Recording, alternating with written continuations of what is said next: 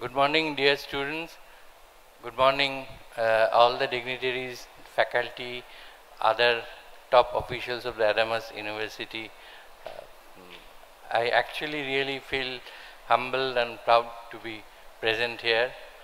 Thanks to Adamas University and thanks to my dear younger brother Rudra Shankar.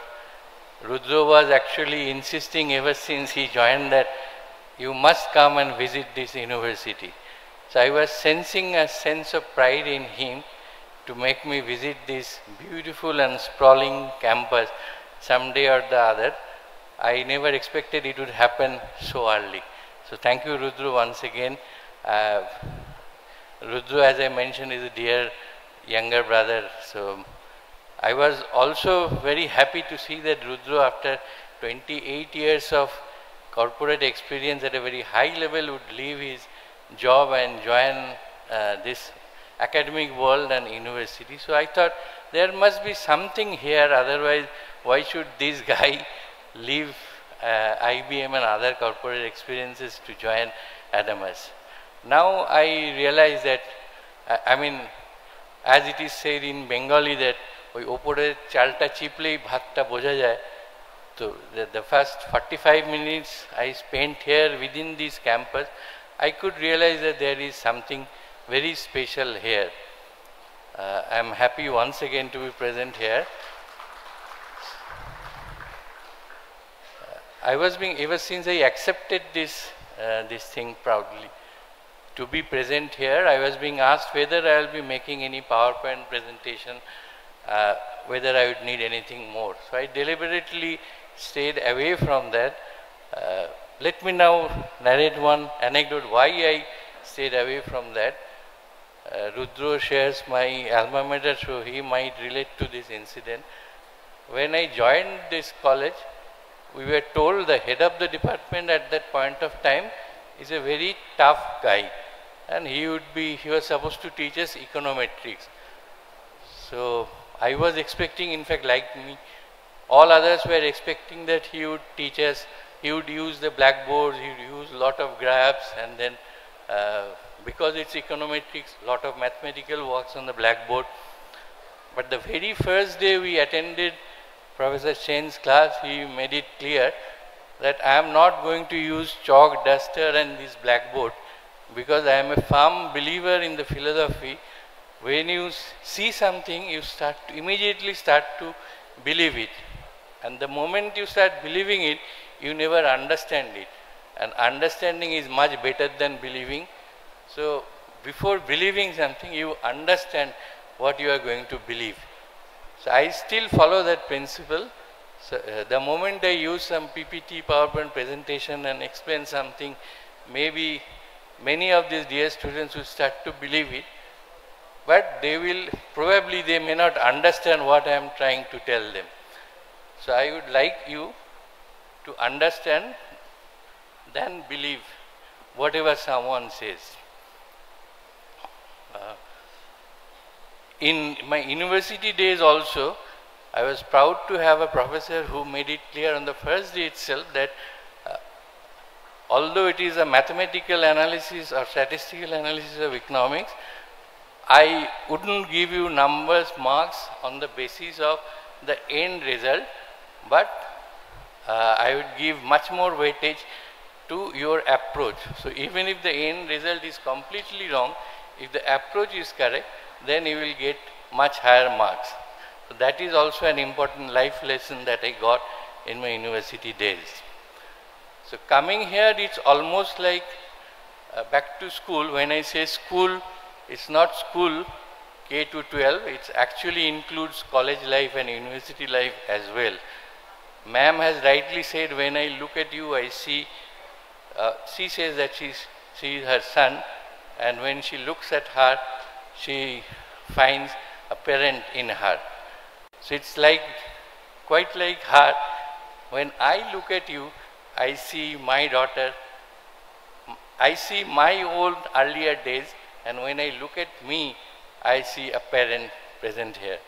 So from that standpoint, what I am going to tell you, I chose this topic particularly because I knew it's not going to be the media students who would be present here, there will be students from law, business management and other departments as well. But in today's context, the topic that was chosen by me actually includes all of them. It's like media pranaship. When I joined this profession, even while in my college, so that point of time I remember we used to go to cover some event, come back, then somebody used to take quite a few fags, then sip maybe 3-4 cups of coffees, and unless it becomes dark in the night, we never used to file our stories. But in today's context, when someone goes to cover a news and come back, I am talking about print media or traditional media, when they come back, already umpteen number of stories, millions of stories already present on the web. So the main thing is, how do you differentiate yourself from the stories which are already available when you start to filing your story? You have to differentiate, you have to innovate, because otherwise your competition is with them only who have already filed the stories. So that is the most important part. And from there, what comes is, again an anecdote comes to my mind. I remember in one of my earlier assignment, that time some interviews were going on. So every day 4 or 5 persons used to come for interviews for joining that newspaper. So I remember there was a very bright young boy. I was quite fond of him. I thought it would be better if he could join us, but probably on some salary and his expected salary issues, he couldn't join. 7 days down the road, I was going to cover, Sundar Pichai came to India and Calcutta. He went to IIT Kharagpur. So we all were going to, in fact, cover that event. So there were few vehicles which were waiting to take us from Calcutta Press Club to IIT Kharagpur. Fortunately or incidentally, I would say, the same guy who was being interviewed by me few days ago was sitting next to me. In fact, we were traveling in the same car. The natural question that came to my mind was, so where are you working now? Where have you joined? The guy promptly answered, you can take my card, and he handed over a visiting card to me which says XYZ, Managing Director and Founder of www.somemedianame.com. So I realized that by the time he was refused and he was not offered a job, he has floated his own company and started employing. He said, he in fact asked me, if you know someone young, please refer to me, I will take them in. So that is the kind of changes, paradigm shift which has taken place. You don't get a job, never mind. You start your own outfit. Without waiting for those jobs, you can become an entrepreneur yourself. I remember having read a story some time back. That was a story of a very judicious king who was known to be very kind to his subjects.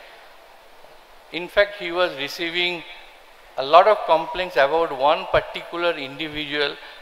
So one day he was slightly pissed off and said, who's this guy against whom I have been receiving so many complaints?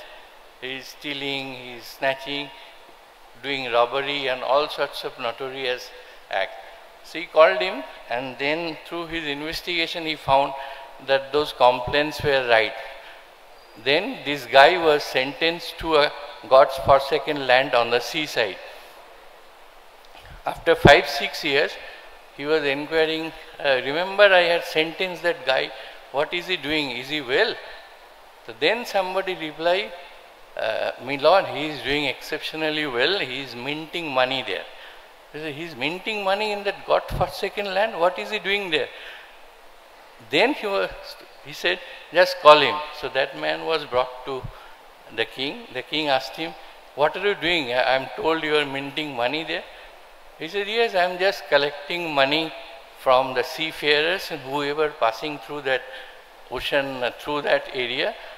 But remember, I have always kept a portion for the kingdom. So it's like I was collecting money in the name of king, then I have kept some portion for the kingdom itself, for the development of the kingdom.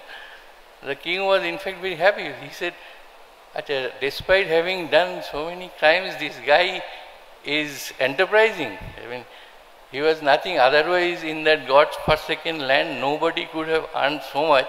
So this guy had ideated and innovated something and then started earning money. So he said, that is all about entrepreneurship. Even if you are located in a God-forsaken land, if you have the bright idea, you can actually start earning money out of such innovative ideas. This is just a referral point. I have mentioned this story. Again, coming back to the topic in particular, this media entrepreneurship is a new thing which has come up today. If you remember the anecdote which I mentioned about that boy who was not selected and then started his own media outfit. But most important part of it, even if you are not studying media per se, suppose you are studying biotechnology or law. In today's context, media is not only about political news or news per se. You can have a social media platform, a digital media platform, because people are hungry. They want knowledge, they want information. So you can actually start a media outfit focused on biotechnology, law, judiciary. You just name a topic and you can, because today you can only succeed if you have something that stands out in the market. So you have to carve out your own niche. All you need to do is to build your own network, then ideate, and then also do not only creating content but marketing that and then monetizing that content and how to make best commercial use of that. So these are few techniques and tricks which you can actually develop in yourself. So instead of running from one door to another asking for job, you can actually start your own entrepreneurship and create your own outfit. So that's the way forward actually. If you cannot get a job, think of how you can create job for others. So that, in fact, I remember many years ago there was a seminar. The topic was chakri nei kintu kaj ache. There may not be sufficient employment all around, but there can be jobs which you yourself can create.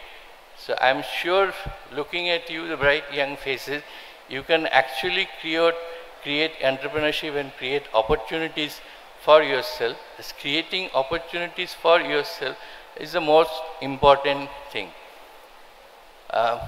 Another story I am tempted to tell you, that is about a very leading businessman and industrialist from this part of the country. He was doing some good job in the US. Then at some point of time there was already a hunger in his belly and he wanted to do something on his own. So he created his own outfit after buying it over from someone who was not being able to run it. So he was overexcited. He called up his mother, who was staying in a far-flung area in Birbhum district. She called her up and said, "Ma, jano to, tomar chele aaj theke ekta company malik ar chakri kor, company malik hoye geche, company tar naam ei." So he was expecting equally exciting response from his mother. His mother was quiet. He said, "Bah, khub bhalo khobor to, kintu chakri ta chhadish ni to." So that was the kind of traditional mentality we were born and brought up with. Mostly Bengali families. I was discussing with Mr. Giri some time back, the kind of upbringing that we have had. So becoming rich is an act of crime, while being, if not below the poverty line, but if you struggle and suffer to live your livelihood, you have this kind of crime. I am honest, I am not earning, I am struggling and I am suffering. So from that concept or that philosophy, we have come up a long way to aspire and have the ambition to become and grow big also. So that is the kind of aspiration and ambition we should have. And as I mentioned, think of your own ideas.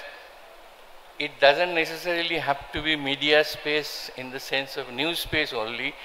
You can create any content, be it on law, be it on business management, be it on biotechnology, and then have a niche segment media outfit. You can create it for yourself if you just have to know how to monetize that content, how to market it. And for building your own empire, building your own network. Earlier times people used to say, he is not working, therefore he is networking.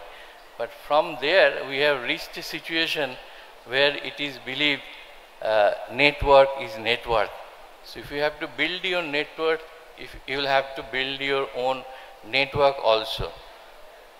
So with this, I am sure you have more eminent speakers who will talk to you and definitely give their insights into many things which you will surely imbibe and then become a new innings which you are starting today. As our Upanishad says, I was reminded of that after listening to this beautiful, emotional and soulful rendition of Sanskrit Saraswati Bandana and followed by that dance performances. In Upanishad it says, Teno takteno bhunjita, which means let go and rejoice. So it is not saying or telling you to give up everything that you have. It is actually saying give up your bad experience, sufferings and everything, then move on to a next life which will be, and you have the pure bliss. I am sure you all will enjoy that pure bliss someday or the other. Thank you very much once again, and let me express my sincere gratitude to the Honorable Vice Chancellor also, who has just joined us. আনন্দ আর ভালোবাসার দীপ্তিতে গড়া সমুজ্জ্বল পরমা, ঠিক তোমারই মতো। শ্যাম সুন্দর company jewellers, Agartala, Udaipur, Dharmanagar, Kolkata. Ma, there's this new Bengali matrimonial website, babandhan.in. It's safe, verified and just for us. Really? देर न करें, आज ही register करें।